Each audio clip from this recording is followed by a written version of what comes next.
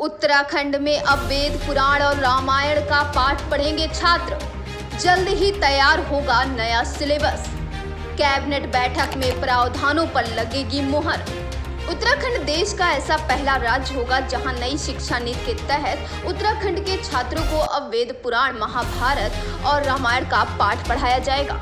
इसके साथ ही छात्रों को नई सिलेबस में राज्य आंदोलन का इतिहास और भूगोल भी पढ़ाया जाएगा, जिसका जल्द ही नया सिलेबस तैयार होगा और कैबिनेट बैठक में नई शिक्षा नीति के तहत प्रावधानों पर मुहर लगाई जाएगी। वहीं इस संदर्भ में उत्तराखंड के शिक्षा मंत्री धन सिंह रावत ने क्या कुछ कहा है, सुनिए।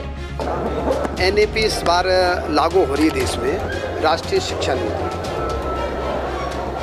उसमें स्पष्ट है कि भारतीय ज्ञान परंपरा के आधार पर शिक्षा हम स्थानीय लोक भाषाओं को भी उसमें जो है प्रोत्साहन दिए जाएंगे।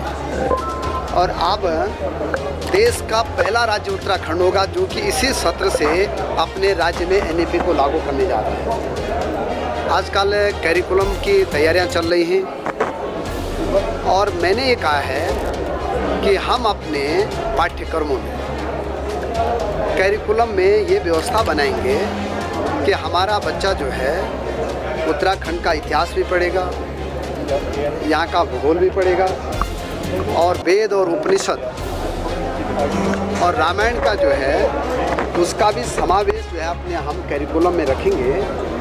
लेकिन पहले हम पब्लिक डोमेन से सुझाव लिए जाएंगे और एनईपी में व्यवस्था दी गई है और मैं कह सकता हूँ कि हम एक अच्छा कैरिकुलम अपने राज्य में बनाने जा रहे हैं और कल इसकी बैठक भी हम लोगों ने रखी है और इसका ड्राफ्ट जो है कैबिनेट में जाके इसी सत्र जुलाई से हम एनईपी को लागू करने जा रहे हैं।